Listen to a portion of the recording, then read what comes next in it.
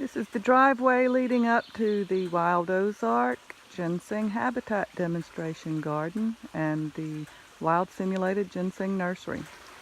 This is nothing fancy here. It's just a little spot on the other side of this creek under the trees with nice shade and good tree cover and the right conditions for growing ginseng and all the companion plants.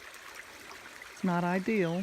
It was logged about 20 years ago, so we're missing some of the companion plants, but I've been putting them back in. We usually have stepping stones, but when the water's high, we have to wade the creek with rubber boots or barefoot. Lots of ways to get hurt here. That's why a liability waiver is required for anyone who wants to visit. You can see lots of rocks in the creek.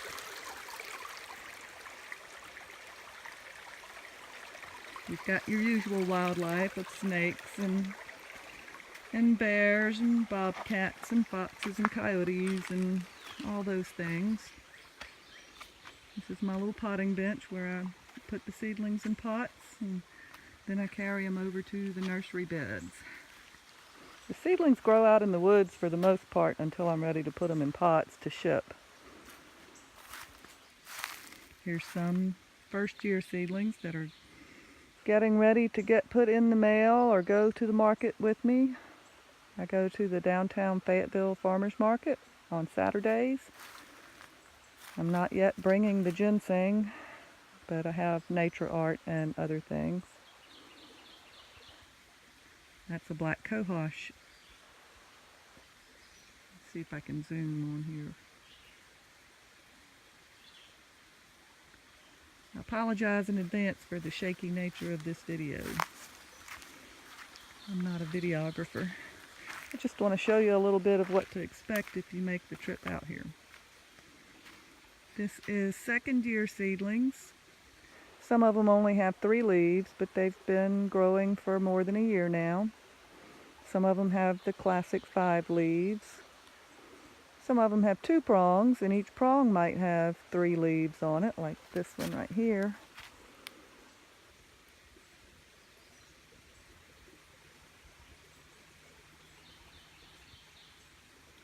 Solomon seal, maidenhair fern. These are 2 things that can be found in a ginseng habitat out in the wild. Oh, let me show you what I've done to help produce some shade in places that don't have quite enough. When I built this seedling bed, there was still too much sun on the ground, but we had trees growing nearby, so I took some of the branches and tied them together to block up the last bit of sunlight that was coming through too much. And see, shows you a little bit of where I've tied it.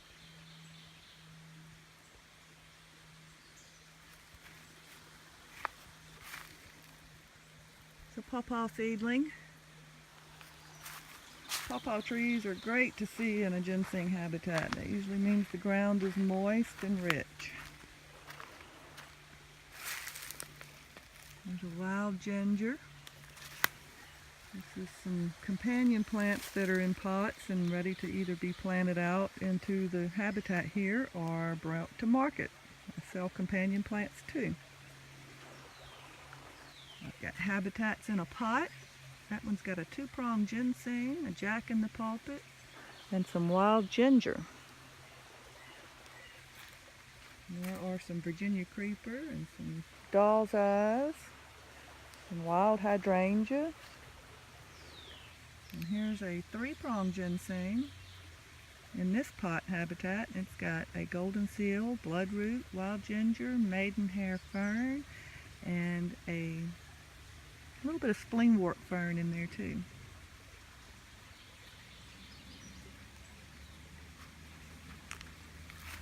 That is wild American sarsaparilla, I think.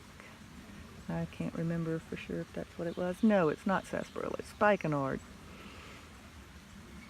I took cuttings off of a plant that I found way up on the mountain in another natural habitat.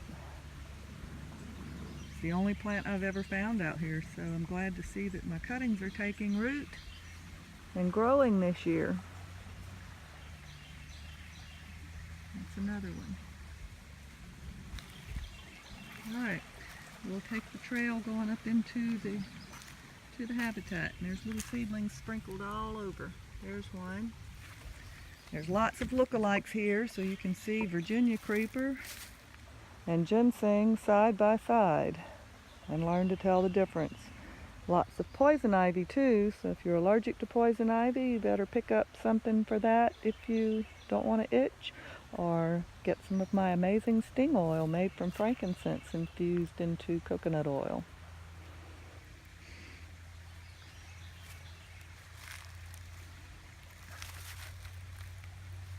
There's a little three-prong hiding in there. Here. There's the trail going up here.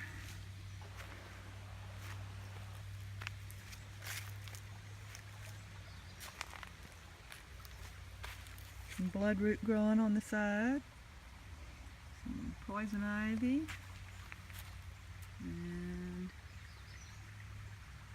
a little seedling in there. I don't know if you can see it in the video, the sunlight's pretty bright on it. Lots of Ohio buckeye in here to fool people too. It's a good place to see that growing side by side with ginseng. Some bloodroot. More bloodroot and a three-prong ginseng.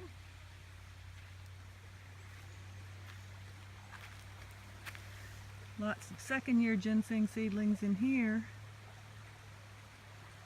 Probably some first year too.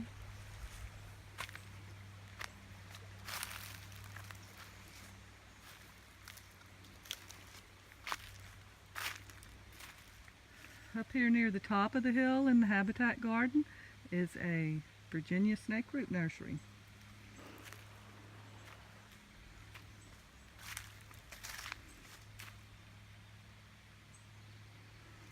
Some of the plants are pretty small. Here's one. It's a Virginia snakeroot. That is not Virginia snakeroot. There's another Virginia snakeroot. There's one over there with a flower on it. I don't know if this will show the flower, but I'll try. That's the Virginia snakeroot. And the flower is right down there near the ground. See if I can zoom in on it. That's the flower. The flowers, I think, are pollinated by beetles and insects that crawl on the ground.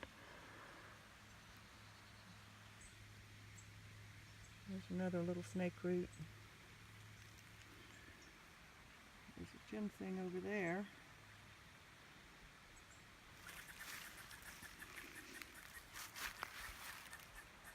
Another little ginseng down there.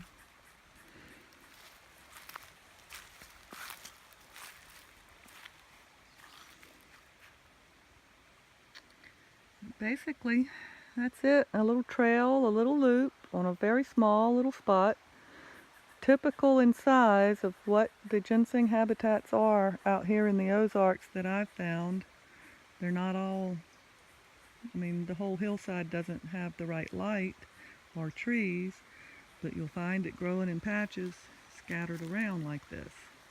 And this would be the typical size of an ordinary patch in the Ozarks. So if you're interested in coming out to see it and you want to learn about ginseng, I have seedlings you can transplant, learn how to dig up seedlings and put them in pots.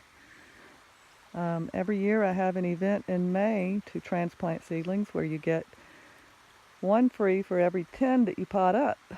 But that option is always available if you just want to come out one day and do that. Email me, madison@wildozark.com. And you can visit the website anytime, wildozark.com.